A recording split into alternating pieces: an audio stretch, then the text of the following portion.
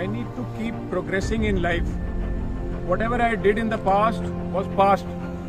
Now to keep pushing my limits, something new is required. तो जिस इंसान ने पूरे हिंदुस्तान को या मैं कहूँ पूरी दुनिया को रनिंग के लिए या फिट रहने के लिए सबसे ज्यादा मोटिवेट किया है, मेजर डीपी सिंह हमारे साथ बिल्कुल फोन लाइन पर जुड़ चुके हैं रनवरी जनवरी को सपोर्ट करते हुए। सर बहुत बहुत स्वागत है आपका। Thank you so much. सभी सुनने वालों को बहुत बहुत प्यार और जय हिंद। तो सर सबसे पहले स्वच्छबिलिटी रन की अगर बात करें तो आपका बहुत बड़ा ये प्रोजेक्ट रहा, मतलब मास लेवल पे आपने पूरे हिंदुस्तान को जगाया, रनिंग के लिए आपने इतना मोटिवेट किया। और मैं ये मानता हूँ पर्सनली और हमारी पूरी टीम ये मानती है कि जितना मोटिवेशन आपने और जितना एंथुजियाज्म आपने दिखाया ना इसके लिए, वो शायद ही किसी ने दिखाया होगा। तो ये जरूरी था क्योंकि स्वच्छबिलिटी एक मूवमेंट बहुत पैशनेट दिल से चलाया हुआ मेरा मूवमेंट था, जिसके पीछे जो कारण था वो ये था कि एक फौजी हमेशा ये सोचता है कि मैं ग्राउंड पे जाके एक्शन के थ्रू बदलाव लाने की कोशिश करूं जी। ज्ञान बांट के, बातें करके, लेक्चर देके हमारे से काम नहीं होता है। और जिस तरीके से मैं अगर अपनी टांग लगा के, जिसको ब्लेड बोलते हैं, नकली टांग लगा के कहीं भी बाहर दौड़ने के लिए निकलता हूँ जी, तो पहले दिन कोई भी व्यक्ति मुझे अचंभे से देखता है, जी आश्चर्य कि ये कौन आ गया, ये क्या तरीके का इंसान है। दूसरे दिन वो व्यक्ति फिर थोड़ा सा आश्चर्य होता है, तीसरे दिन उसके लिए वो एक नॉर्मल चीज हो जाती है और चौथे दिन शायद वो मेरी तरफ देखे भी ना। तो ये जो उसके दिमाग में एक पिक्चर एम्पैथी की, एक जिसका हाथ पांव नहीं है, उसकी परिवर्तन आता है उसके दिमाग में, वो एक्शन के थ्रू आता है।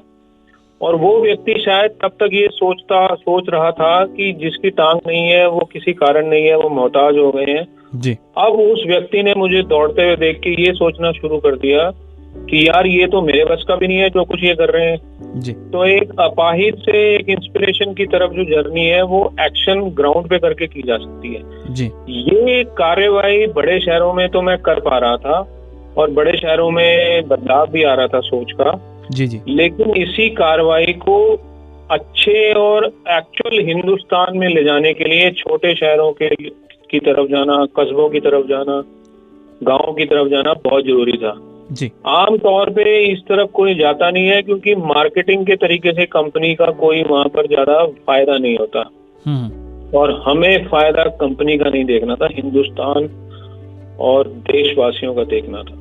बिल्कुल। तो इसी सोच के साथ मैं स्वच्छबिलिटी मूवमेंट लेके भारत के कई भागों तक गया हूँ कि वहां पर भी जब मैं दौड़ूंगा और मेरे साथ मेरे जैसे लोग दौड़ेंगे तो एक नजरिया आएगा, बदलाव आएगा नजरिए में और उसी बदलाव को एक्चुअल में इंक्लूजन और सबको समानता से देखने का जो एक इच्छा शक्ति होगी, जो एक सोच बदलेगी, वो समानता वाली सोच तभी आएगी जब मैं जाके वहां पर कुछ करूंगा और मेरे साथी मेरे साथ मिलके करेंगे जी। और ये हमने किया। बिल्कुल सर, बिल्कुल। नामुमकिन को ही मुमकिन सोच से ही बनाया जा सकता है और उसी का जो नजारा है, जो उसका एग्जाम्पल है, वो सोल्जर से बढ़िया और कौन दे सकता है। भारतीय सेना का एक सिखलाई प्राप्त सोल्जर हूँ मैं और सोल्जर हमेशा अपनी बातों से बात नहीं करता है, अपने काम से बात करता है। काम से बात किया हमने। ये जो रनवरी जनवरी है, इसका जो टारगेट है सर बहुत कम है, जैसे 15 किलोमीटर, 30 किलोमीटर, 45 किलोमीटर का रन है। लोगों को इसमें भी लग रहा है कि बहुत ज्यादा है, तो मतलब कैसे रनिंग की हैबिट जो है वो किस तरीके से डेवलप की जाए? देखिए, मैं आपको ये बताता हूँ कि मेरे पूरे शरीर के ऊपर चोटें ही चोटें हैं। जी जी। अगर आप मेरा डायग्राम ड्रॉ करोगे तो हर हिस्से की चोट नजर आएगी, बल्कि मैं उसका मजाक उड़ाता हूँ कि आप बताओ कि किसी हिस्से का नाम लो और मैं बताऊंगा कि वहाँ पे चोट है, क्या चोट है। तकरीबन अभी पिछले दिनों ही मैंने दोबारा से अपने डिजिटल एक्सरे कराए तो मुझे पता चला कि मैं सोच रहा था कि मेरे अंदर 50 चल रहे हैं लेकिन ये तो 75 निकले। अरे बाप रे। अब या तो आप अपने आप को प्यार कर लो जी, या फिर आप लोगों के प्यार के लिए अपने आप को मतलब हीन भावना में ले जाओ, अरे मुझे तो यहाँ दर्द है, मुझे तो वहाँ दर्द है, मैं तो ये नहीं कर सकता, मैं तो वो नहीं कर सकता। वो विक्टिम एटीट्यूड होता है ना। जी जी जी। तो वो विक्टिम एटीट्यूड से 4 लोग आके पूछते हैं कि भाई साहब आपकी तो बहुत बुरी हालत है, बहुत बुरा हाल है, तो अच्छा लगता है हमें भी। तो भैया या तो उस अच्छे को महसूस कर लो या फिर जिंदगी बढ़िया से जी लो राजा की तरह। हमने तो राजा की तरह जीना सीखा है। और उसके लिए सबसे बढ़िया तरीका वर्जिश करके अपने आप को फिट करने का वो है दौड़। क्योंकि भगवान ने अगर कोई फिजिकल एक्टिविटी नेचुरल तरीके से आपको गिफ्ट करी है वो है चलना या दौड़ना। तो क्या हम इंसान मतलब अपने आप को एक्चुअल में प्यार कर रहे हैं फिजिकल एक्टिविटी अगर ना करके, मेंटल एक्टिविटी ना करके? नहीं कर रहे हैं। तो हम ये दिखावे का प्यार बता रहे हैं कि I am pampering myself by keeping myself into comfort zone. Comfort zone से काम नहीं बनता है, रगड़ो, खुद को रगड़ो। और सबसे बढ़िया तरीका है दौड़ना।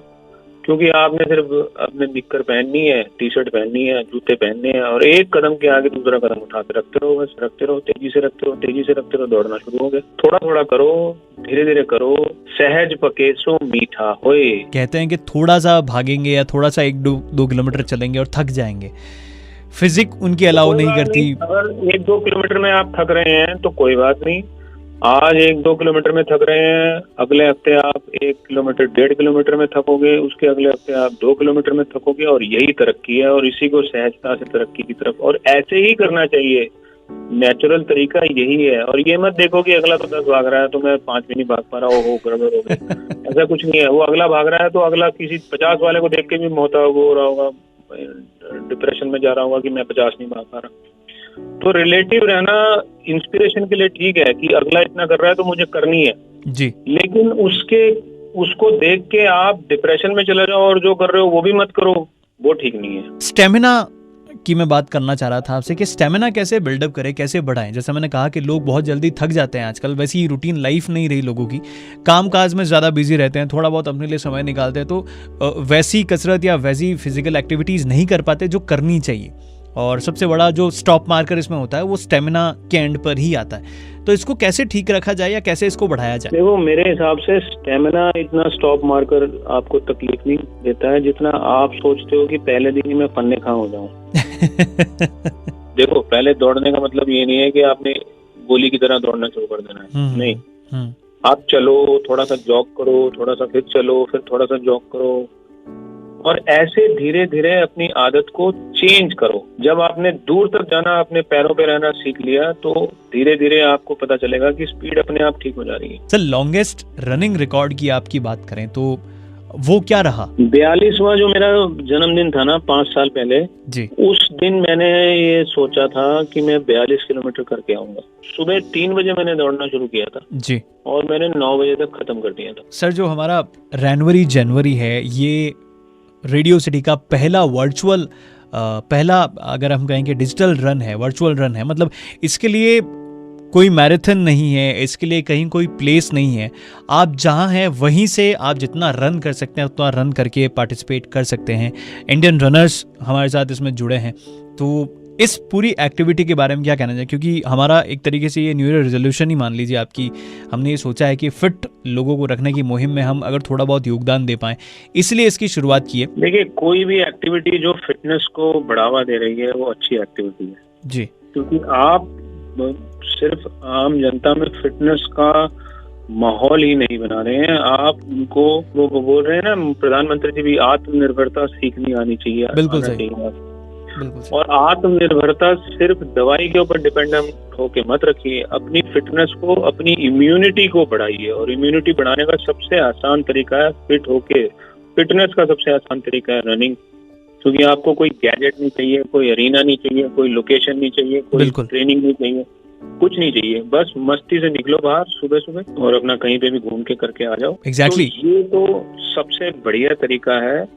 आप फिट तो हम सब फिट, हम सब फिट तो देश फिट, देश फिट तो तरक्की होगी, तरक्की होगी तो आगे बढ़ेंगे, आगे बढ़ेंगे तो नाम ऊंचा होगा, नाम ऊंचा होगा तो झंडा ऊंचा होगा, झंडा ऊंचा होगा तो इज्जत मिलेगी।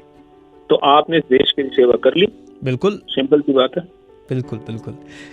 तो सर, बहुत अच्छा लगा आपसे फिर से जुड़ के, फिर से बातचीत करके, क्योंकि ऑलमोस्ट 2.5 साल हो गए हमारी मुलाकात को। तो बहुत बहुत शुक्रिया सर जुड़ने के लिए और जनवरी को सपोर्ट करने के लिए, क्योंकि आपने जितना इंस्पायर लोगों को किया है रन करने के प्रति, फिटनेस के प्रति, अपने आप को एक्टिव रखने के प्रति, मुझे लगता है कि ऐसा करने वाले बहुत कम लोग होंगे और आप उनमें सबसे पहले हैं सर। और मैं ये उम्मीद करूंगा कि अब आप सब जो सुन रहे हैं वो अपने आसपास वालों को आप इंस्पायर करोगे आगे बढ़ के।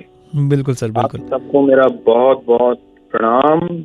आगे रहो, बढ़ो, तरक्की करो, फिट रहो और देश को आगे लेके जाओ। झंडा हमेशा ऊंचा रखो। जय हिंद। झंडा, अरे वाह क्या बात है। तो ये सारी बातें मेजर साहब के साथ हुई और जिस तरीके से इन्होंने आपको समझाया, अपनी लाइफ के स्ट्रगल से आपको मोटिवेट करने की कोशिश की और खुद कहीं नहीं रुके, आज भी नहीं रुक रहे। बातों बातों में इन्होंने अपनी असली एज भी बताई है 47, लेकिन ये लगते नहीं है, मैं सच्ची बता रहा हूँ आपको। जो साइड में आप फोटो देख रहे हैं सर की, मेरे बिल्कुल वीडियो के बाजू में, ये किसी एंगल से आपको 47 के नहीं लग सकते, और दौड़ में तो आप जैसे 10 को हरा सकते हैं। ये तो सोचो समझो और करने की कोशिश करो, भागो और अच्छे से भागो ताकि बॉडी पूरा जो है वो आपको लंबे समय तक के लिए सपोर्ट कर सके। Stay tuned to Radio City. Thank you so much.